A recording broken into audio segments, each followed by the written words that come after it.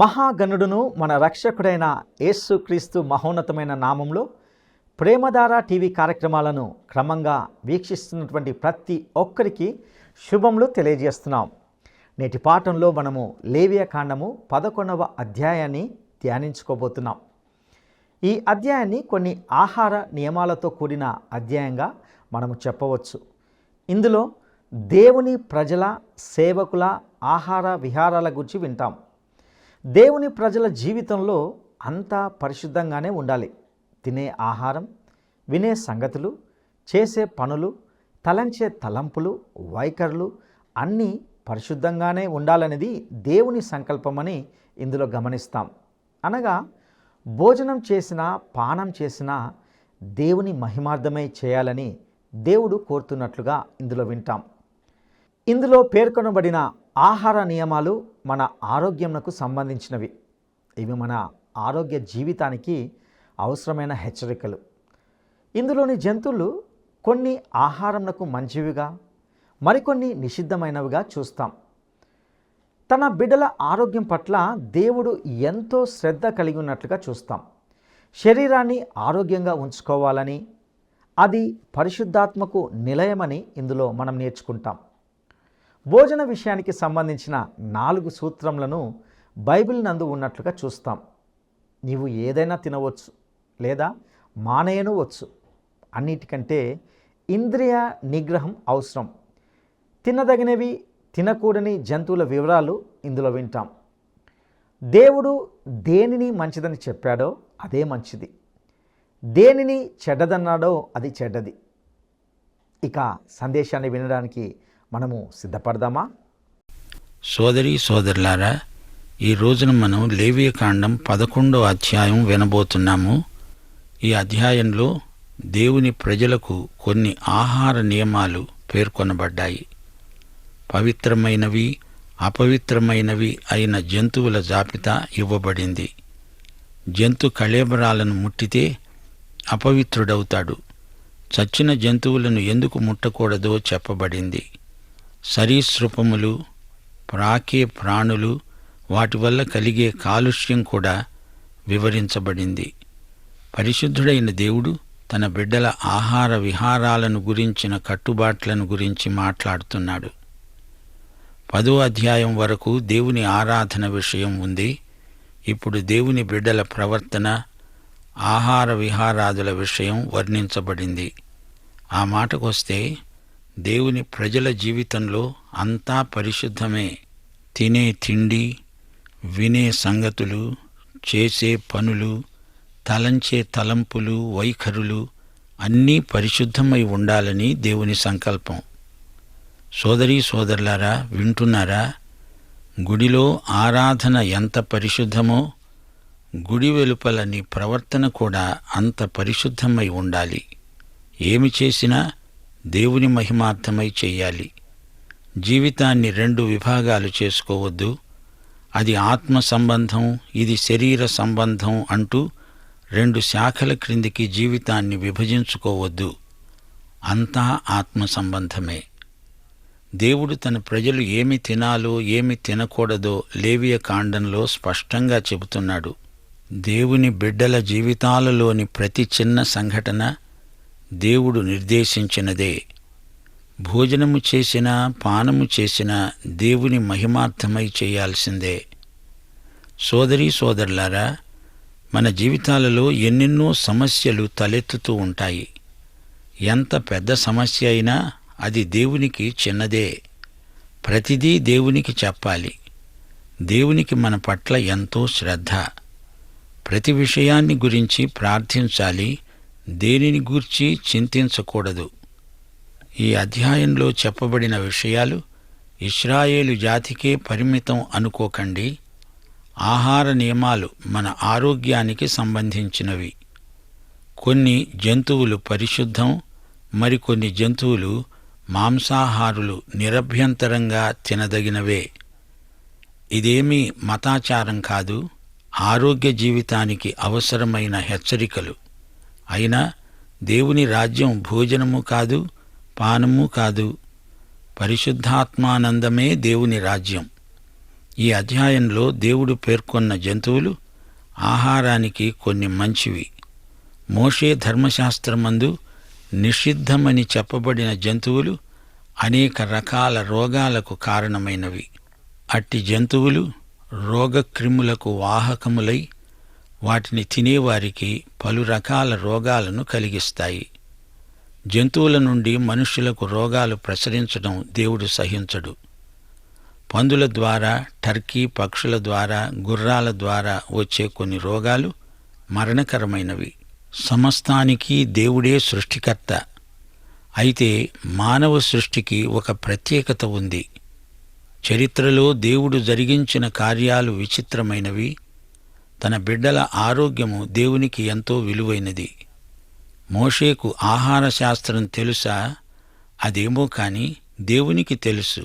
దేవుడు మోషే ద్వారా రాయించాడు. యూదులు దేవుని నియమాలను పాటించి గొప్ప జాతిగా రూపొందారు. వారికి దీర్ఘాయుష్షు ఉంది. వారి శరీర దారుఢ్యం లోకమంతటా పేరెన్నికగన్నది. యూద జాతి రాను రాను దేవుని మాట వెనక ఎంతో నష్టపోయారు. అన్యజాతుల మధ్య యూదులు ప్రత్యేకంగా ఉండాలని దేవుని సంకల్పం. భౌతిక విషయాలలోనే కాదు, ఆధ్యాత్మిక విషయాలలో కూడా దేవుని ప్రజలు తమ ప్రత్యేకతను నిలువబెట్టుకోవాలి. అలాగే క్రైస్తవులు కూడా ఈ నూతన నిబంధన కాలంలో ప్రత్యేకమైన జనం, దేవుని సొత్తైన ప్రజలు. ఈ రోజున క్రైస్తవులు గమనించవలసిన సత్యం ఒకటున్నది. విశ్వాసులు శరీరాన్ని ఆరోగ్యంగా ఉంచుకోవాలి. శరీరాన్ని నిర్లక్ష్యం చేయకూడదు. శరీరం పరిశుద్ధాత్మకు నిలయం. భోజనం విషయంలో పట్టింపులు ఉండకూడదు. ఏదైనా తినవచ్చు లేదా మానేయవచ్చు, కాని ఆరోగ్యకరమైన ఆహారం తినాలి. బలవర్ధకమైన భోజనం మనకు మంచిది. భోజనంలో ప్రత్యేకంగా ఆధ్యాత్మిక విలువలు ఉండకపోవచ్చు గాని ఆరోగ్యం ఆధ్యాత్మికానికి ఎంతో దోహదపడుతుంది. ఆహారం విషయంలో మూఢనమ్మకాలు దేవుని బిడ్డలకు ఉండకూడదు. ఈ విషయంలో చతుస్సూత్రాలు బైబిల్లో ఉన్నాయి. అంటే 4 సూత్రాలు. 1. రోమాపత్రిక 14వ అధ్యాయం 14వ వచనం. సహజముగా ఏదీ నిషిద్ధము కాదని నేను ప్రభువైన యేసునందు ఎరిగి రూఢిగా నమ్ముతున్నాను. అయితే ఏదైనా నిషిద్ధమని ఎంచుకునేవానికి అది నిషిద్ధమే. 2. 1 కొరింథీ 8వ అధ్యాయం 8వ వచనం. భోజనమును బట్టి దేవుని ఎదుట మనము మెప్పు పొందము. తినకపోయినందున మనకు తక్కువ లేదు, తిన్నందున మనకు ఎక్కువ లేదు. 3. 1 కొరింథీ 6వ అధ్యాయం 13వ వచనం. భోజన పదార్థములు కడుపునకు, కడుపు భోజన పదార్థాలకు నియమింపబడి ఉన్నాయి. దేవుడు దానిని వాటిని నాశనము చేస్తాడు. 4. 1 కొరింథీ 10వ అధ్యాయం 31వ వచనం. మీరు భోజనము చేసినా పానము చేసినా మీరేమి చేసినా సమస్తమును దేవుని మహిమ కోసమై చెయ్యండి. సోదరీ సోదరులారా, ఇంద్రియ నిగ్రహం ఒక గొప్ప ఆధ్యాత్మిక సుగుణం. ఇది కృపాసహితమైన ఆత్మ లక్షణం. విశ్వాసులు నిగ్రహం కలిగి తినాలి లేదా మానేయాలి. అది అసలు రహస్యం. ఇప్పుడు లేవియకాండం 11వ అధ్యాయం సారాంశం వినండి. యెహోవా మోషే అహరోనులకు ఇచ్చిన ఆజ్ఞ. దీనిని ఇశ్రాయేలీయులందరూ పాటించాలి. తినదగిన జంతువుల పేర్లు. డెక్కలు కలదై నెమరు వేసే జంతువును తినవచ్చు. నెమరు వేసేదైనా 2 డెక్కలు లేకపోతే తినకూడదు. ఒంటె నెమరు వేస్తుంది గాని దానికి 2 డెక్కలు లేవు గనుక అది మీకు అపవిత్రం. పొట్టి కుందేలు నెమరు వేస్తుంది గాని దానికి 2 డెక్కలు లేవు గనుక అది మీకు అపవిత్రం. అలాగే కుందేలు కూడా. అయితే పంది విడిగా ఉన్న 2 డెక్కలు కలదే కాని అది నెమరు వేయదు. అది మీకు అపవిత్రం. వాటి మాంసాన్ని మీరు తినకూడదు. వాటి కళేబరాన్ని మీరు ముట్టకూడదు. అవి మీకు అపవిత్రమైనవి. సోదరీ సోదరులారా, ఏవి మంచివి ఏవి చెడ్డవి అనే వేర్పాటు దేవుడు చేసిందే. వెలుగుకు చీకటికి వ్యత్యాసం దేవుడు సృజించిందే. మానవుడు మంచిని ప్రేమించాలి, చెడుగును ద్వేషించాలి. ఈ రోజున మనుష్యులు యుక్తాయుక్త విచక్షణ కోల్పోతున్నారు. దీనికి ఒక్కటే పరిష్కారం. మన మనస్సాక్షి క్రీస్తు రక్తము చేత కడుగబడినప్పుడే వివేచనాత్మ మనలో మేల్కొంటుంది. దేవుడు మంచిది అని చెప్పిందే మంచిది, చెడ్డది అని చెప్తే అది చెడ్డది. ఇది ధర్మశాస్త్రాన్ని మించిన వివేచన. దేవుడు మన అనుదిన జీవితంలోని ప్రతి చిన్న అలవాటు శాసించడానికి అధికారం గలవాడు. ఈ లోకంలో అంతటా పాపం నిండి ఉన్నది. మానవుడు మంచిని ఎంచుకోవాలి, పెంచుకోవాలి. చెడుగును అసహ్యించుకోవాలి, దానిని విడిచిపెట్టాలి. జంతువులలో ఏవి నిషిద్ధములో ఏవి మంచివో నోవహు ఓడలోనే వర్గీకరణ జరిగింది. అయితే ఈ రోజున కొత్త నిబంధనలో అటువంటి ధర్మశాస్త్ర శాసనము లేదుగాని అంతకు మించిన కృప ఉన్నది. మంచి మనస్సాక్షి ఉన్నది. అందుచేత ఎవరికి వారే భోజన విషయాన్ని నిర్ణయించుకోగలరు. మానవుడు ఏదెను తోటలో పతనమైపోయాడు. అయితే మానవుడు ఈ రోజున క్రీస్తునందు తిరిగి లేచాడు. అయినప్పటికీ మానవుడు నైతికంగా ఏదో ఒక తీర్మానము చేసుకోవలసి వస్తుంది. పేతురు మిద్దెపై పరవశించి దుప్పటి దర్శనం చూచాడు. అందులో అనేక రకాల జంతువులున్నాయి. దేవుడు తిను అంటే పేతురు తినను అంటున్నాడు. ఆదాము హవ్వలను పండు తినవద్దు అంటే వారు తిన్నారు. ఈ రెండూ గొప్ప తప్పులే. అపొస్తలుల కార్యములు 10వ అధ్యాయం 11 నుండి 15వ వచనం వరకు పేతురు అన్నాడు, వద్దు ప్రభువా, నిషిద్ధమైనది అపవిత్రమైనది ఏదైనను నేనెన్నడూనూ తినలేదే. కాని దేవుడన్నాడు, నేను పవిత్రము చేసిన వాటిని నీవు నిషిద్ధమైన వాటినిగా ఎంచవద్దు. దేవుడు శాసనం చేస్తాడు, మానవుడు దానిని పాటించాలి, వద్దు అని చెప్పకూడదు. ద్వితీయోపదేశ కాండంలో కూడా జంతువుల జాబితా ఉన్నది. లేవియ కాండంలో ఏవి తినకూడదో చెప్పబడింది. ద్వితీయోపదేశ కాండంలో ఏవి తినవచ్చో చెప్పబడింది. సముద్రములో నదులలో నీళ్లలో వేటికి రెక్కలు పొలుసులు ఉన్నాయో వాటిని తినవచ్చు. వేటికి రెక్కలు పొలుసులు ఉండవో అవన్నీ మీకు హేయమైనవి. వాటి మాంసము తినకూడదు. వాటి కళేబరములను హేయమైనవిగా ఎంచుకోవాలి. దేవుడే సకల ప్రాణులను సృజించాడు. అయితే ఇందులో ఒక విశేషం ఉంది. జంతువులలో కొన్ని మంచివి, కొన్ని మంచివి కావు అని దేవుడన్నప్పుడు మానవుని వినియోగం దృష్ట్యా దేవుడు ఆ మాట అన్నాడే కాని జంతువులను పాపులని పరిశుద్ధులని దేవుడు అనడు. ఉదాహరణ చెప్తాను. సింహము అపవిత్ర మృగమే. అయినా సింహము యేసు ప్రభువుకు సంకేతం. యేసుక్రీస్తు యూదాగోత్రపు సింహం. సింహం యూదాగోత్రానికి జాతీయ సంకేతం. ఒక జంతువును ఒక మాంసాహారి తింటాడనుకోండి, అంత మాత్రాన ఆ జంతువు యొక్క స్వభావం ఆ మనిషికి వస్తుందనడం హాస్యాస్పదం. కోడిని తింటే కోడి స్వభావం వస్తుందా? మేకను తింటే మేక స్వభావం వస్తుందా? ఇలాంటి మూఢనమ్మకాలు అర్ధరహితమైనవి. కొందరు శాకాహారులు అంటారు, మాంసాహారము చేత మనుష్యులు క్రూరులవుతారు అని. ఇది అబద్ధం. మనకు తెలుసు, శాకాహారుల్లో కొందరు నీచులు దుర్మార్గులు ఉండవచ్చు. మాంసాహారులలో మంచివారు ఉండవచ్చు.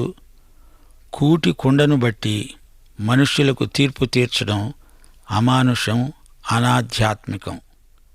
ఇశ్రాయేలీయులు తమ భోజనపు అలవాట్లను బట్టి జాతుల మధ్య ఒక ప్రత్యేకతను సంతరించుకున్నారు. భోజన విషయంలో మంచి తీర్మానాలు చేసుకోవడం సజ్జనుల లక్షణం. మాంసాహారమా శాకాహారమా అనే వివాదం అనవసరం. ఈ రెండు రకాల ఆహారాల్లో మనకు ఎన్నో వస్తుపాఠాలు లభిస్తాయి. ఉదాహరణకు, ఆవు నెమరు వేస్తుంది అంటే విశ్వాసి దేవుని వాక్యాన్ని ధ్యానించడానికి అది దృష్టాంతం. 1 కీర్తన 2వ వచనంలో దావీదు మహారాజు అన్నాడు, యెహోవా ధర్మశాస్త్రమునందు ఆనందిస్తూ దివారాత్రము దానిని ధ్యానించేవాడు ధన్యుడు. అనగా దేవుని వాక్యమును నెమరు వేసేవాడు ధన్యుడు. అలాగే గిట్టలు చీలి ఉండడం అనే జంతుస్థితి విశ్వాసి యొక్క ప్రత్యేకతను చూపుతుంది. ఎఫెసీ పత్రిక 4వ అధ్యాయం 1-2 వచనాలు, మీరు సమాధానమను బంధము చేత ఆత్మ కలిగించే ఐక్యమును కాపాడుకొనుటయందు శ్రద్ధ కలిగిన వారై ప్రేమతో ఒకనినొకడు సహిస్తూ మీరు పిలువబడిన పిలుపునకు తగినట్లుగా దీర్ఘశాంతముతో కూడిన సంపూర్ణ వినయముతో సాత్వికముతో నడుచుకోవాలి. ఎఫెసీ పత్రిక 5వ అధ్యాయం 2వ వచనం 15వ వచనం. క్రీస్తు మిమ్మును ప్రేమించి పరిమళ వాసనగా ఉండడానికి మన కోసం తనను తాను దేవునికి అర్పణముగా బలిగా అర్పించుకున్నాడు. అలాగే మీరు ప్రేమ గలిగి నడుచుకోండి.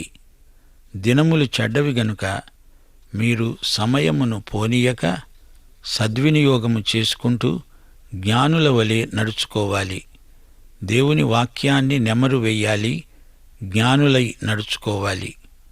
2 తిమోతి 3వ అధ్యాయం 14-15 వచనాలు.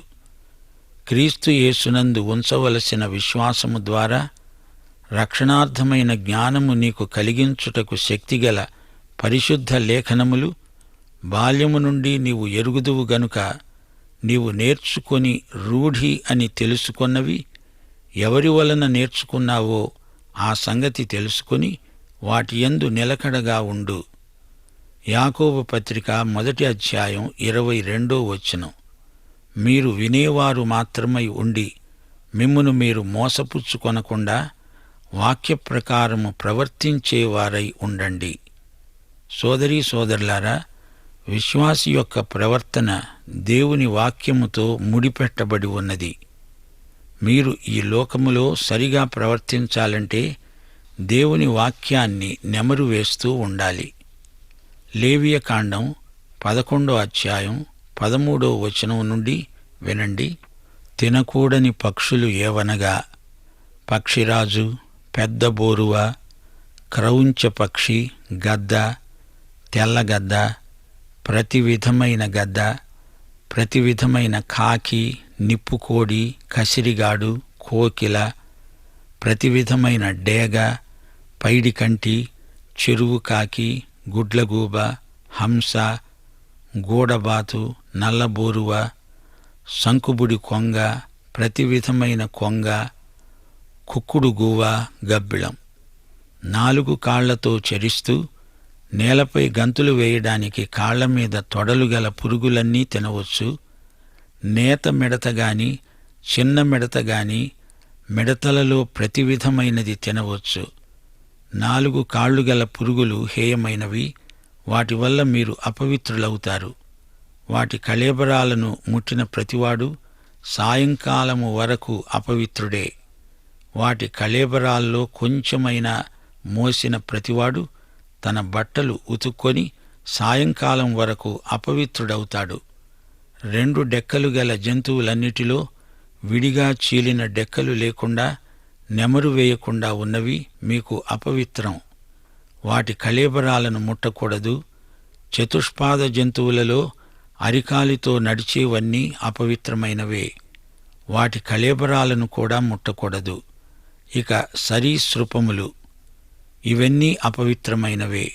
చిన్న ముంగిస, చిన్న పందికొక్కు, ప్రతి విధమైన బల్లి, ఊసరవెల్లి, నేల మొసలి, తొండ, సరటం, అడవి ఎలుక, ఇవి అపవిత్రమైనవి. వాటి కళేబరాలను కూడా ముట్టుకోకూడదు. అది చెక్క పాత్ర మీద కాని, బట్ట మీద కాని, చర్మము మీద కాని పడితే ఆ వస్తువును నీళ్లలో వెయ్యాలి. సాయంకాలానికి అవి పవిత్రమవుతాయి. అది మట్టి పాత్రలో పడితే దానిని పగలకొట్టాలి. అది పొయ్యి గాని, కుంపటి గాని, దాన్ని పగలగొట్టవలసిందే. పారే నీటిలో గుంటలో అది పడితే ఆ నీళ్లు అపవిత్రము కావుగాని దానికి తగిలినది అపవిత్రమవుతుంది. విత్తనమైతే ఈ కళేబరం దానిమీద పడితే అది తడి విత్తనమైతే అది అపవిత్రమవుతుంది. అది పవిత్ర జంతువైనా దాని కళేబరం ముట్టినవాడు అపవిత్రుడు. చచ్చిన దానిని తిన్నవాడు అపవిత్రుడు. సాయంకాలం వరకు ఆ అపవిత్రత ఉంటుంది. సరీసృపములు నిషిద్ధమైనవి, వాటిని తినకూడదు. 44వ వచనం. నేను మీ దేవుడైన యెహోవాను, నేను పరిశుద్ధుడను గనుక మీరు పరిశుద్ధులై ఉండునట్లు మిమ్మును మీరు పరిశుద్ధపరచుకోవాలి. ఈజిప్టు దేశములో నుండి మిమ్ములను నేను రప్పించింది ఎందుకు? మీకు దేవుడనై ఉండడానికే కదా. మీరు తినే ఆహారం ఎటువంటిదో చూచి మరీ తినండి. తినదగిన జంతువులకు తినదగని జంతువులకు భేదమేదో తెలుసుకొని నేను నిర్ణయించిన విధులను పాటించండి. సోదరీ సోదరులారా, విన్నారా? మీరు ఇప్పుడే ఒక పెద్ద జంతు ప్రదర్శనశాలను చూచారు గదూ. శాకాహార జంతువులే నెమరు వేస్తాయి. ఒంటె నిషిద్ధం. ఒకసారి యేసు ప్రభు ఛలోక్తిగా అన్నాడు, పరిసయ్యులారా, మీరు దోమలను వడగడతారు గాని ఒంటెలను మింగేస్తారు. ఒంటె అపవిత్ర జంతువు. ఇలాగే పెద్ద జాబితా మనం విన్నాం. పంది నిషిద్ధం. ఆ మాటకొస్తే కుందేలు కూడా నిషిద్ధమే. అబ్బే, పందిని తినం అనేవారు కుందేలును ఎందుకు తింటున్నారు? పంది గిట్టలు చీలిందే కాని అది నెమరు వేయదు. పంది ఏది పడితే అది తింటుంది గాని నెమరు వేయదు. అనుభవం ఉన్నవారు చెబుతారు, పంది మాంసం చాలా గట్టి, అది త్వరగా జీర్ణం కాదు. పంది దాని తిండి అలవాట్లను బట్టి హేయమైనది. జలచరాల్లో కూడా పులుసులుండాలి, రెక్కలుండాలి. జలచరాలలో కూడా నిషిద్ధమైన ప్రాణులు ఉన్నాయి. ఇశ్రాయేలీయులకు చేపలు సమృద్ధిగా దొరుకుతాయి. మధ్యధరా సముద్రము నుండి, గలిలీ సముద్రము నుండి, యోర్దాను నది నుండి చేపలు కుప్పలు తెప్పలుగా వస్తాయి. యెరూషలేము గుమ్మాలు 12లో చేపల గుమ్మం ఒకటి ఉంది.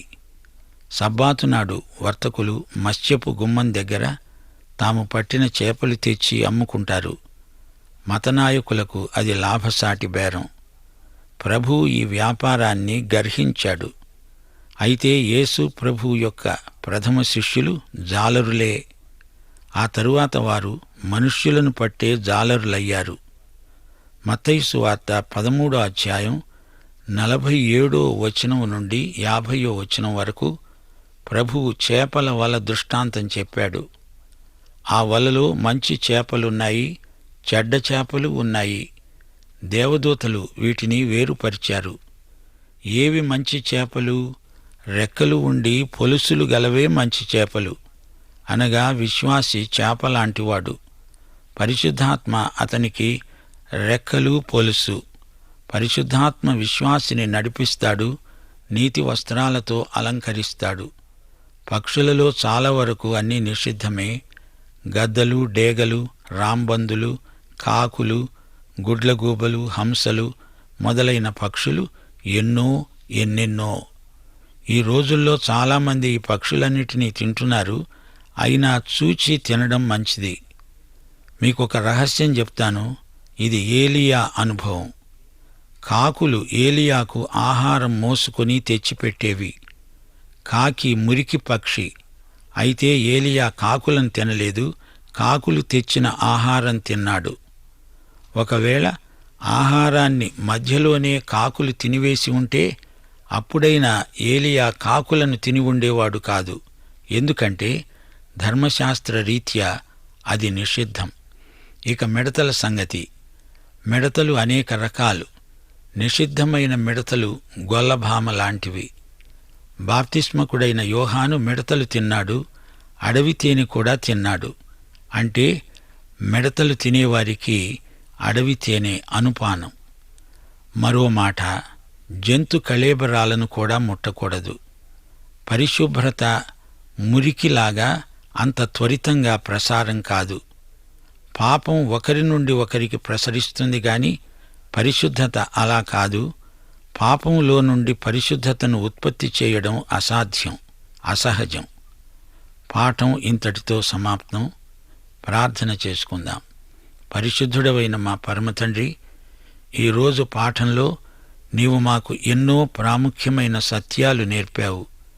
వీటిని మేము గ్రహించి మా జీవితాలకు అన్వయించుకొని ఆహార విహారాల్లో జాగ్రత్తగా ప్రవర్తించడానికి మీ ఆత్మ నడుపుదల సహాయము దయచేయమని యేసుక్రీస్తు వారి దివ్యనామమున ప్రార్థన చేస్తున్నాము తండ్రి.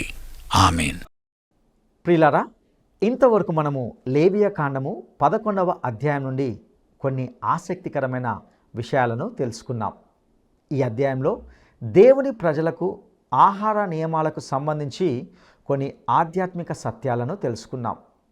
ఏవి తినాలో ఏవి తినవద్దో బైబిల్ చెబుతుంది. నిగ్రహం, దేవుని ఎడల విధేయత ప్రాముఖ్యం. ఇక ఆహారాన్ని బట్టి మనిషిని అంచనా వేయడం తగదు అని విన్నాం. భౌతిక ఆహారాలు ఏవైనప్పటికీ వాక్య ఆహారాన్ని మాత్రం మనము నెమరువేయాలి. విశ్వాసి ప్రవర్తన వాక్యంతో ముడివేయబడి ఉండాలి.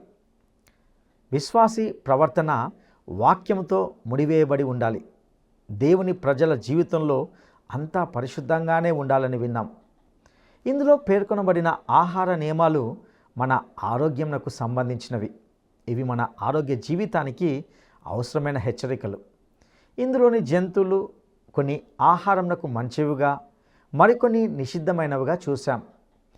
తన బిడ్డల పట్ల, ఆరోగ్యం పట్ల దేవుడు ఎంతో శ్రద్ధ కలిగి ఉన్నట్టుగా చూశాం. శరీరాన్ని ఆరోగ్యంగా ఉంచుకోవాలని, అది పరిశుద్ధాత్మకు నిలయమని దేవుని వాక్యము స్పష్టంగా ఘోషిస్తుంది. భోజనం అనేది ఆధ్యాత్మిక విలువను పెంచదు, కానీ ఆరోగ్యం అనేది ఆధ్యాత్మికతకు దోహదపడుతుంది. భోజన విషయానికి సంబంధించిన 4 సూత్రములను కూడా చూశాం. ప్రియులరా, ఒక్కటి మాత్రం వాస్తవం.